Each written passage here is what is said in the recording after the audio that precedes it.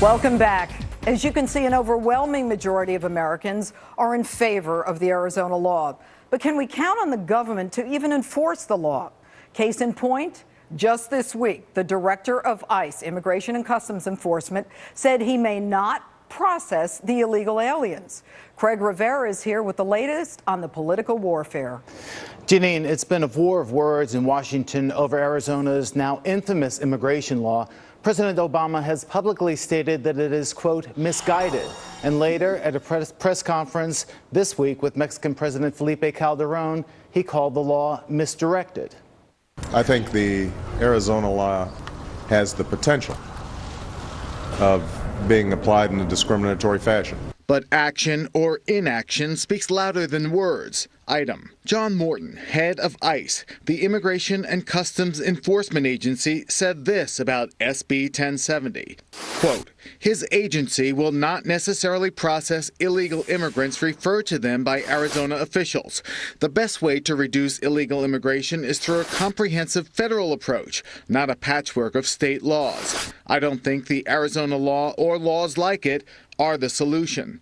Item: Homeland Security Secretary and former Arizona Governor Janet Napolitano warns the Arizona law could invite racial profiling and hurt local law enforcement.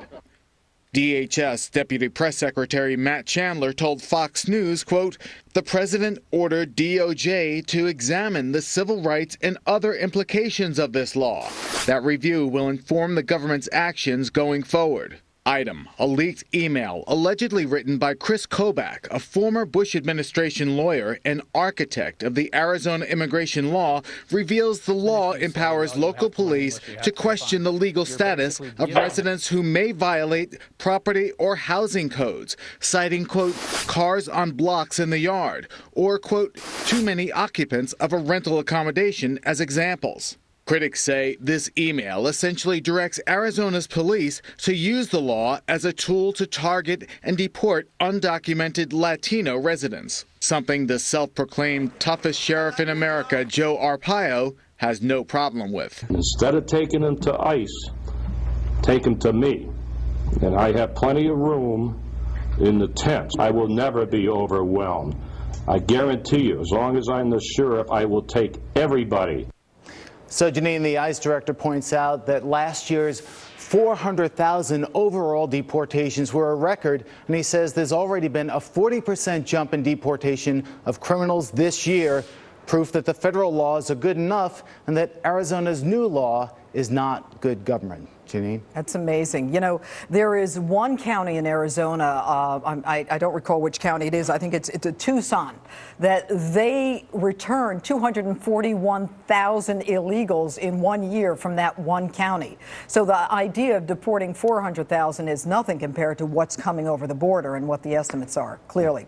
All right, joining me now, joining me and Craig is former INS criminal investigator Michael Cutler, who has testified before Congress well over a dozen times, who is an expert on this issue, and by satellite, Pinal County Sheriff Paul Babu. I want to thank you, Sheriff, for being with us. But Michael, let me start with you. Sure, thank you, Judge. What is this whole idea of, you know what, we may not even enforce the law, even if we think they're illegal? This is our federal government saying we're not going to enforce it. What was your experience at INS? Well, first of all, we worked very closely with local police. I was part of the drug task force. For half my career, we worked as an integral part of the NYPD. They were part of what we did over at DEA with the drug task force.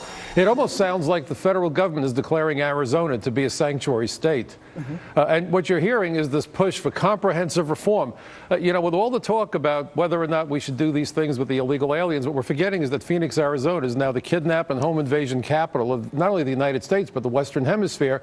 And I think that the state of Arizona would be negligent in its duties, derelict in its duties, if it didn't address this disaster. And, you know, the most likely victim of these criminal aliens that come into the United States are the members of the immigrant community. Right. And that's no surprise. I mean, it's usually, look, when I was the DA, the illegal immigrants were the ones who were preyed upon because the predators figured they would never report to us. And not only that, many homicides in this area. And not only that, but they were also in the position to threaten to do grave harm to their family members back in the home country. Right. I'm going to go to the sheriff. Sheriff Abu, let me ask you, how bad is it there? You know, you guys in Arizona, you're passing the law. Are the rest of us in Wisconsin and Rhode Island, do we have any idea what you're going through? No, you don't. I originally come from back east, and I can tell you that here in Arizona, that most of us who live here are from other states.